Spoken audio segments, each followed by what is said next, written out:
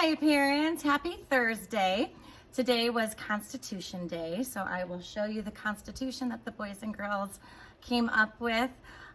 First of all, I just want to let everyone know that I am working very hard each and every day to try to make this a better experience for you at home. I know that it is challenging when it comes to just facing a screen for your child all day. So I do my best to stay animated. I try to allow those breaks because children at this age, 5 years old, it is not developmentally appropriate or acceptable for them to have to sit for hours upon hours. So we do activities to try to get them up and moving. So don't feel bad if your child needs just a break or so every once in a while. If your child doesn't desire a break, doesn't want one and wants to keep working, be my guest. But I have to address the general public and what I've researched and what I've learned and what I've experienced as a kindergarten teacher and as an early childhood educator. This is not the age for them to be sitting in a chair all day long. With that said, I do appreciate any feedback that you can give me. Yeah, I'll probably cry about it because I'm trying my very best, but with that said, I take it in and I really work to make this a better experience overall for everybody. So, and I'm just always super sensitive anyways, but I want your feedback. One thing that has been brought to my attention is some of my kiddos, and I kind of noticed this on my own, they're not getting their morning work completed, or they don't have the hat done when we join live. Now, just because we are starting our Zoom sessions at 9:30, 3 days a week and 2 days a week at 10 o'clock does not mean that that's free time. They are expected to do their morning work. In my classroom, the way that I run it prior to COVID was the boys and girls would come in every morning, they would have morning work, and then when they had completed their morning work, myself or my aide would check through it, and then they could go and do something of their choice. Some students chose to play in the play centers or use the building blocks. Some students like to use the math games or Play-Doh or paint, and other students like to use the iPad to do different games and apps. So when I say in the morning, your job is to do your morning work and have playtime, I don't mean your job is to have playtime and then when school starts, ask if you can get your job done. It's meant first we work, then we play.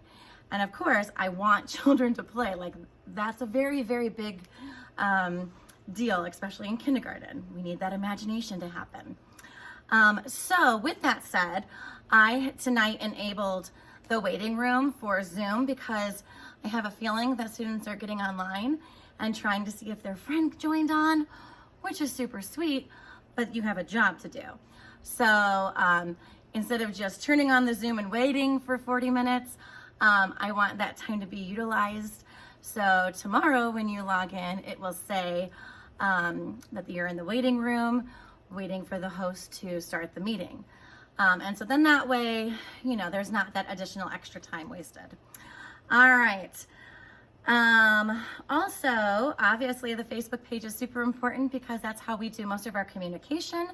I'm going to also try to put these recordings on Canvas so that parents maybe who aren't connected with our Facebook page will be able to view that as well. I know that everyone's on Class Dojo. Class Dojo was a little bit difficult this year because I don't have those in-class behaviors that I'm trying to communicate with parents. So I'm trying to remember to log in each day. I know today I utilized it when we were having so many technology issues. And yes, I cried about that too because it was just a day. And sometimes that's just the way it is. I kept trying to take those deep breaths, but it's Thursday. So anyways, some amazing things happened today. We had our pumpkin. You can see all of the great things that the boys and girls came up with.